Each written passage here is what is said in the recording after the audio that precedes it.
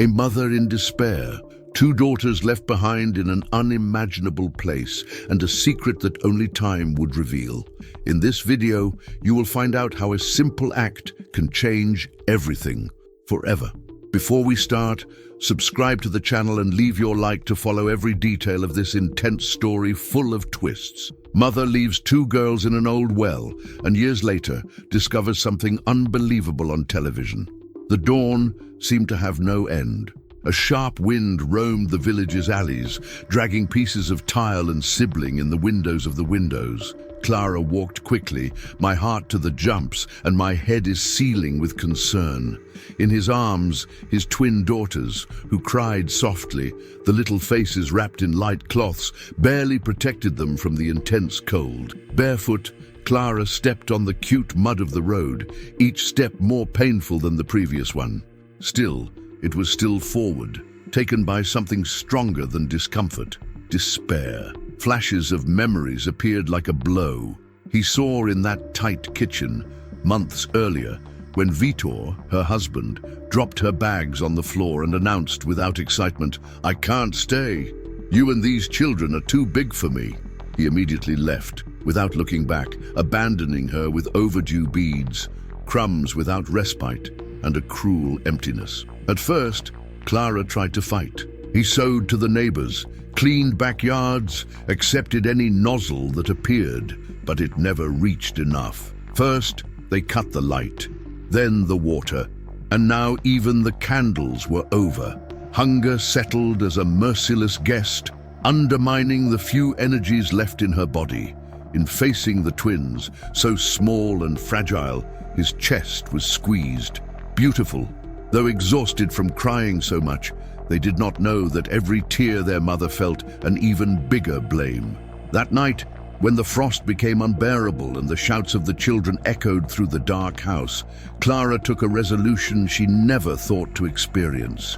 Arrived in the old well on the limit of the village, he stayed there, wrapped in the darkness and silence, listening to the hiccup of the girls and his own heart pulse.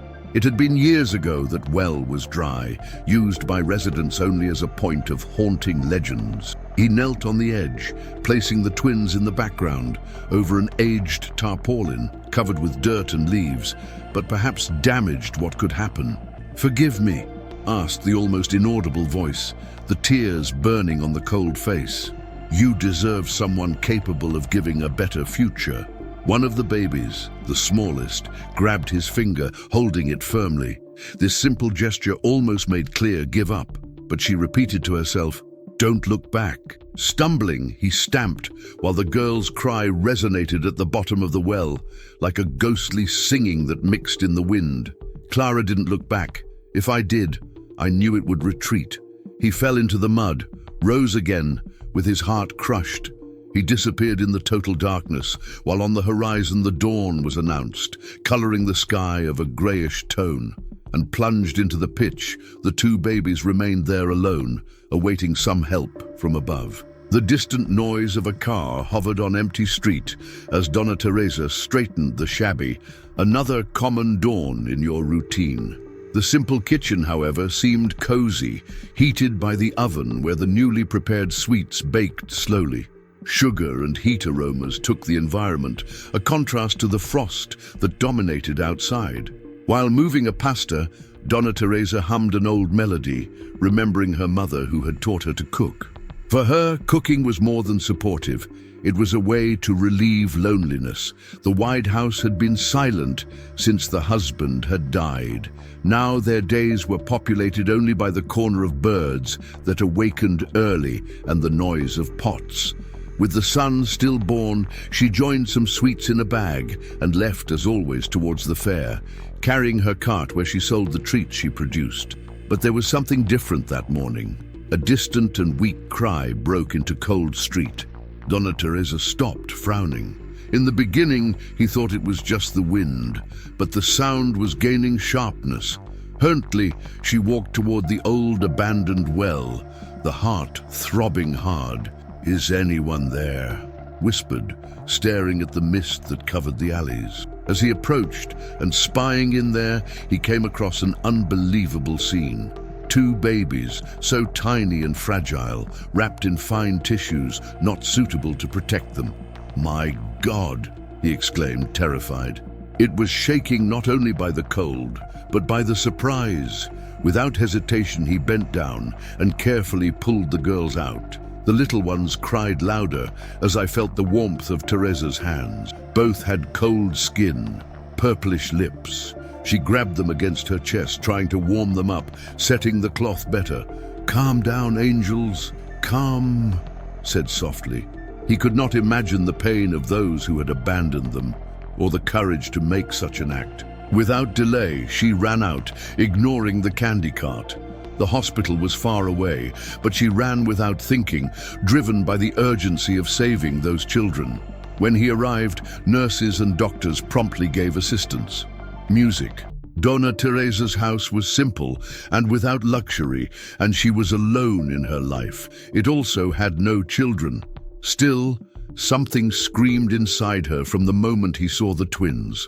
When the nurse came to warn that they were out of danger, Teresa felt a wave of relief. "What happens now?" he asked. "Go to a shelter, except if anyone decides to adopt them," said the boy cautiously. Donna Teresa looked at the 2 sleeping so serene in a small incubator. He inspired deeply and did not hesitate. "I take with me. It's my daughters now." The nurse was startled. "Are you sure?" he asked, to which Teresa replied, "Yes, I have. They came up on my way for some reason. I'll take care of both." And so, in that simple hospital, with the day just starting, Donna Teresa would change the course of the history of the little ones forever. The rising sun gave color to Donna Teresa's house, making the place in a shelter full of warmth and tenderness. Although simple, there was now shine and joy, thanks to the laughter and cries of the 2 girls, Valentina and Aurora. Each day, Teresa's routine turned between pans, diapers, and bottles. Sometimes she didn't even believe that at 60 she was starting her life as a mother. But the smile of the children compensated for any night in clear. Over time, Teresa was adapting the schedules in the kitchen. As he baked sweets, he accommodated the twins in a makeshift surroundings full of pillows and blankets. Valentina, since he was very young, was observant. She observed each movement, as if she were recording everything. Already Aurora was tireless. I was crawling non-stop, messed up utensils and laughed when Donna Teresa pretended to scroll with her. "They will bring down the house before they grow up," the foster grandmother joked, putting more firewood in the oven. It was enough to blink, and the little ones were already taking their first steps, holding onto Teresa's hands to zigzag around the kitchen. Slowly, you asked, but Aurora insisted on running, even without knowing how to walk properly. In the following days, new achievements sprouted. The first words came amid laughs and surprises. Mummy, babachiched Valentina, in a certain afternoon, while Teresa beat the pasta of the cake. She almost collapsed with so much emotion. "You called me Mom, Valen," he said with his eyes full of water. Aurora, not wanting to stay behind, tried to imitate, repeating Mom. Each day, Teresa taught a little of their recipes, letting the twins play stirring flour in the bowls or roll chocolate balls. Valentina, more focused, liked to strictly measure everything. Aurora was an artist and created crazy decorations, to Teresa's astonishment. "You have an artist soul, my girl," he said, seeing his daughter cover a cake with colorful granules in fun standards. In that home, the kitchen became the center of everything. There they learned the value of the union, affection and persistence. But outside the world had other challenges. When the time came to enroll in school, Teresa worried. I knew that certain malicious comments could emerge, and indeed happened. In the first week, the twins arrived with teary eyes. "They said we were thrown away," Aurora whispered sadly. Teresa felt her chest squeeze. "Who said, daughter?" But Aurora just shook her head, while Valentina was quiet, clinging on her foster mother's apron. That night, Teresa prepared the favorite sweets of the two and sat with them in the kitchen, telling stories until later. It was there, between aromas of pasta and chocolate, that they remembered how much they were loved. Over time, the girls learned to deal with rumors and, in Teresa's kitchen, found not only shelter, but also their own strength. The day began with the usual sound of spoon's tail in the pans. It was Donna Teresa's way to awaken girls to school. The most accustomed twins raised full of energy, excited for the first day of school. Teresa had sewn simple uniforms, but neat in the details. "You are a charm, my princesses," he praised, setting Valentina's hair on a hairstyle and placing a bond on Aurora's strands. The school was small, but it seemed huge to them, who held Teresa's hands firmly when entering the gate. The woman said goodbye with a smile, but inside she was anxious, fearing her colleagues' reaction. However, the first interval has already brought hostility. Some older children dozed. "These two are the outsider of the well, right?" Aurora, impulsive, reacted. "You know nothing, but your voice has failed," highlighting the hurt.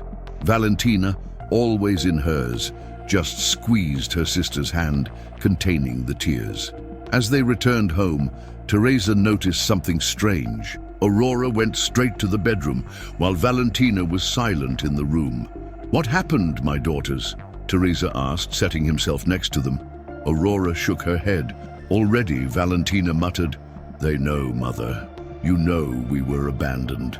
Teresa felt a knot in her stomach. The last thing I wanted was for them to carry this burden. He then decided to gather both and, in a sincere conversation, reminded them, "You are not defined by those who left them or where you were found. What matters is the one who became. You are my daughters, and nothing changes it." That night the kitchen turned again into the refuge. Between spoons of wood, flour, and sugar spread, the laughs were healing the wounds. Valentina, with her methodical stance, asked, "Mom, what if we organized candy sales differently?" While Aurora invented colorful coverage for the brigadeiros, Teresa smiled, radiant. She saw that her daughters built forces not only from the pain they faced, but also of the love they shared. The days turned into weeks, and soon the time came to Teresa to let them take small responsibilities in selling sweets at the fair. "Today, you will help me talk to customers," he said. Valentina would take care of the change, and Aurora would receive people with their charismatic way. At the end of the day, they returned home with no stock left. Teresa hugged them. "See, you can face any challenge. The world out there may be hard, but inside you are invincible." And so, each victory reaffirmed the bond that united them. Time passed, and Donna Teresa felt the weight of the years. The twins, now teenagers, already knew almost everything in the kitchen. Watching them, Teresa experienced a mixture of pride and fear as her health began to fail. Chest pain and constant tiredness tormented her. Exams confirmed the worst, advanced heart problems. Teresa sat in the hospital waiting room, squeezing the roll of the diagnosis, her hands shaking. The doctor went straight, making it clear that time was short. Arriving home, she preferred to keep the news to herself, not to mention the daughters, who were happy testing new recipes. "I needed to prepare them for the future in one way or another." In the following weeks, Teresa began to teach all the secrets of her cuisine. "Girls, pay attention to the right point of this candy," he warned, with Aurora next door attentive. "Take care of the temperature so as not to burn the syrup," guided Valentina, who wrote down everything in an old notebook. Those classes have become moments of pain and also affection. Teresa shared past causes and reinforced the importance of each recipe so that girls never forget their origins. But there was a special recipe, stored for the end, a very famous mush in the region. The day he decided to reveal, he appeared with a well-spent green cover notebook and said to his daughters, "Here are the most important notes. The last item is the most valuable." Aurora took the notebook while Valentina looked at her sister's shoulder. "We never saw this recipe, Mother," said Aurora. "It was not time. But now you need to know. It's not just a candy, it's part of our history. That's what will hold you when I can't." Aurora began to cry, and Teresa hugged her. "You are my greatest gift. Never forget it." Shortly thereafter, on a quiet morning, Teresa didn't wake up. Her room was silent, and she had a serenity countenance that the twins would never forget. When they met their mother, Valentina and Aurora hugged each other, feeling a huge void. When they looked at the kitchen full of memories, they understood what to do. Inside a closet, they found an envelope with their written names. Inside, a small savings and a message. "My daughters, the world will seem huge without me, but you have each other. Use this money to start what I always dreamed for us. Honor our story. I love you forever, Mom." That night, holding the recipe notebook and recalling Teresa's laughter, the twins decided that they would turn her legacy into something much bigger. Donna Teresa's absence hurt intensely. The kitchen without it looked like a place full of echoes of memories. Each utensil remembered a shared moment. Now, teenagers, Aurora and Valentina, sat with the green cover notebook between them. The yellowish pages kept precious instructions. "That's what she left for us," said Valentina firmly. Aurora, she leaned down gently. "But how are we going to survive, Valen? She left some money, but it's little." Valentina thought a moment, analyzing the extract. "We started selling from door to door, perhaps." "What do you think?" Aurora shrugged. "I'm not sure if it will work without her, but that's what she wanted." The next morning, the two risked in the first batch of pamonjas without the supervision of their mother. The kitchen looked strange, but echoing Teresa's instructions in memory did. "Don't forget the point," mentally repeated Valentina. When they ended, they put it all in baskets and left the streets. They hit many doors. Some people hesitated, but others recognized the taste and exclaimed, "These pamonjas remind me of Donna Teresa's." At the end of the day, the empty baskets filled the trusted sisters. "We can make it," celebrated Valentina. In the following months, they worked even more. Aurora, creative, came up with the idea of inventing new fillings. Valentina, meticulous, organized finances and prices. It was then that they baptized the business with a name that honored their mother, Teresa's Recipes. Soon, Aurora began to draw attention with her unusual flavors, and Valentina, with her administrative competence, kept everything on tracks. They started selling at the local fair, leased a tent. The first morning in the market was filled with tension, but people stopped and were so enchanted by the pamonjas and the history of the twins. "It's something different," commented the parish. At the end of the day, they had sold everything. At night, Aurora hugged Valentina. "Do you think the mother would be proud?" Valentina sighed, holding the recipe notebook. "She knew we would be able. Now I understand what she meant about having everything we needed." Looking at the sky full of stars, they felt like Donna Teresa were accompanying them from there. The mornings at the fair became the most delicious part of the routine of the twins. The Teresa Recipes stall is just a point of sales and became a gathering space. Customers went, tried, chatted, shared stories, but life reserved a surprise capable of changing everything. Once, while Aurora arranged the products to display, a distinct man arrived using a well-aligned suit, which contrasted with the simple fare. He took a little block from his pocket and straightened his glasses. "Excuse me," he said polite. "Are you responsible for these pamonjas that I hear so much?" Aurora and Valentina exchanged looks. "We are, yes." The man smiled, extending his hand. "I am Augusto Peixoto, a gastronomic critic. I came to prove what they claim to be the best regional delicacy." Aurora offered him a carefully packed pamonja. He gave a slow bite, closing his eyes as one who analyzes every detail of the taste. When she swallowed, she smiled. "Fantastic. The texture is impeccable. The combination of ingredients is exceptional. You created something unique." Valentina and Aurora thanked them, although they were tense. Augustus then pulled out a camera and photographed the bank. "I will publish a special column about you. Prepare for a lot of movement." The forecast was confirmed. As soon as the criticism came out, customers from other cities began to circulate around the fair, wanting to prove the famous delicacy. Soon, the tent no longer behaved the growing audience. "We need a plan," Valentina argued, spreading spreadsheets and notes on the home table. "If we continue this way, we will be overwhelmed." Aurora scratched her chin thoughtfully. How about we opening a little shop to better accommodate the clientele? Even looking bold, it made sense. With the economies and the interest of some local investors, they were able to rent a small point near the fair. On the day of the inauguration, people filled the space. The decoration was simple but full of affection, with photos of Donna Teresa on the wall, next to the frame of frames. "Welcome to Teresa's Recipes, our little shop," Aurora announced with pride. The store fell into popular taste. Aurora launched new flavors, while Valentina organized promotions and alliances with neighboring trades. It was not long before the reputation spread even more. The height was an invitation from a local channel for an inspiring stories. In the recording, the two told about the abandonment, the rescue by Donna Teresa, and the business that was born of so much love. "It's not just selling pamonja," said Aurora, thrilled. "It is to perpetuate our mother's dream, which taught us that love and perseverance can change everything." The report exploded from popularity. Orders came from various regions. Now the challenge was different, growing up without losing essence. Valentina proposed a franchise system, but with strict patterns to maintain quality. "Let's grow, but responsibly," they agreed.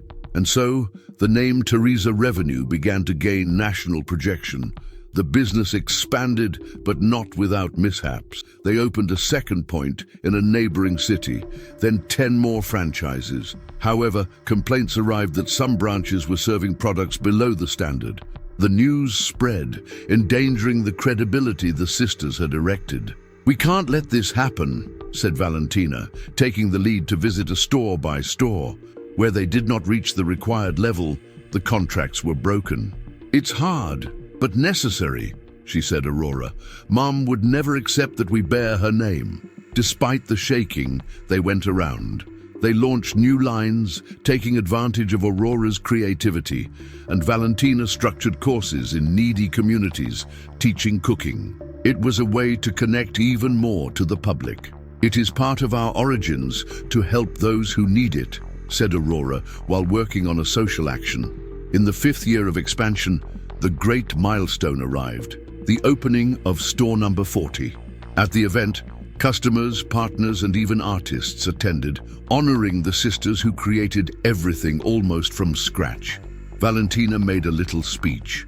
"This dream was born with Donna Teresa, an amazing woman who believed in the power of love. All we did was follow your example." Already Aurora, holding the recipe notebook, added, "Every mush, every recipe takes a piece of it, and we want people to feel this hug." The audience applauded standing. An old client who bought sweets at the beginning fair approached the twins and said, "You not only kept the inheritance of Teresa, but you spread everywhere." That night, Aurora looked at Valentina and smiled. "We got it, and we did it together." The other sister, thrilled, just agreed, holding the old notebook firmly. "With her help in our hearts." But fate still reserved new twists, and not all would be easy to deal with. Something from the past would come to test everything the sisters had built. The newly used corn aroma filled the main store, which was adorned to the most anticipated event of the year, the celebration of the 5-year branch of Teresa Revenue. Journalists, faithful customers, and guests crowded the space. "Is everything ready?" asked Valentina in his typical perfectionist way. Aurora, always smiling, served the first clients who praised the premium news. Then suddenly a lady of tired expression and gray hair came softly. He stopped at the entrance, his eyes sweeping every detail until they landed in the twins. His countenance was shaking as if a ghost was facing. Aurora noted first, but did not recognize immediately. There was something, however, that seemed familiar. The woman took a few more steps, the tears gleaming in her eyes. Anyway, the sisters turned around. Time seemed to freeze. Valentina frowned, feeling a strange connection. "Who is you?" asked Valentina, the voice a little dry. The visitor tried to speak, but the voice choked. He pulled a chair and sat down, his hands shaking. Finally, he whispered, "My name is Clear. I am your mother." The floor disappeared under Aurora's feet. The phrase was like an earthquake. Valentina, always cold, sustained the look. "This can only be a joke." The woman began to cry, her face marked by evident suffering. "I don't expect forgiveness, but I had to see you, only once. I found out who you were when watching a report. I needed to come to thank Donna Teresa for saving you and tell how much I regret." Aurora felt the angry anger. "You dropped us in a hole and disappeared, and now it comes back?" Clara shrugged, hands together. "I know. I can't erase the past. But I needed to make sure you were alive and well." Valentina crossed her arms. "Why now, after everything we went through?" Between tears, Clara tried to explain. He told about the youth, about Victor abandoning her, debts, hunger. "That was an extreme act. I had no strength and prayed for someone to find them.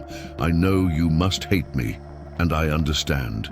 He was installed a heavy silence. Aurora looked at Valentina, waiting for an attitude, but her sister remained serious. Finally, Valentina gave a long breath. "Staying or leaving is your choice, but don't expect it to be easy." Clara nodded. "Thank you for letting me talk." Aurora remained with arms crossed, injured, but without preventing the biological mother's permanence. The party followed, but the sisters were shaken. At night, with their doors closed, the three were in the kitchen face to face for a tense and necessary conversation. In that corner of the store, the lights were reduced. Aurora and Valentina sat on one side, Clear on the other, consumed by a mixture of guilt and shame. The steam of the cups of tea climbed, but none of them had the courage to drink. "Speak," said Valentina after an uncomfortable time. Clara took a deep breath. "I never wanted to get rid of you, but I came to a point of despair. No money, no family. Every cry of you looked like a cry for help I couldn't answer." Aurora replied, with a trembling voice. "And you thought that leaving us thrown into a well was the solution?" Clara cried, without defending herself. "You have every right to blame me." Valentina remained more centered, but was in an internal conflict. "What do you want from us now?" he asked. Clara shook her head. "Nothing. I don't want to ruin what you built. I just wanted you to know about my story and how much I was destroyed by guilt. I knew that Donna Teresa created them, that you won in life, and needed to thank you for surviving." Aurora, still injured, lowered her head. Already Valentina stared at Clara. "I can't say that I understand what you did, but Donna Teresa has taught us that forgiveness is stronger than hatred. I don't know if I can forgive now, but maybe we can talk over time." Clara tried to hold back the tears. "Thank you, even if you don't forgive me. Just having heard me, it's more than I deserve." Over the weeks, Clara remained in town, helping how she could, and dividing information about the past of the twins that no one else could know. Aurora gradually let anger soften. Valentina, trying to maintain the reason, realized that knowing the biological origin did not erase the value of Donna Teresa, but completed gaps in her own story. Finally, they decided to expose the whole truth to the public, incorporating the painful part into the narrative of Teresa's recipes. The press was moved, and customers from all over the country have received even more empathy, the trajectory of abandonment, rescue, love, and now reunion. On the birthday of the main store, they organized a ceremony. In the speech, Valentina stated, "Our story began in pain, but continued with dedication and above all, love, thanks to Donna Teresa, the mother who gave us a home." Aurora added, "And today we learn that life may surprise us, as with the return of Clara, our biological mother who has taught us otherwise, the value of the beginning." Clara, among the audience, cried, aware that she would never erase her act, but deeply grateful for the chance to approach her daughters again. Thus a cycle closed, and Donna Teresa's legacy firmly stood in the delicious pamonise, but also in the hearts of those who knew the story of two sisters who surpassed the darkness and spread hope where they went.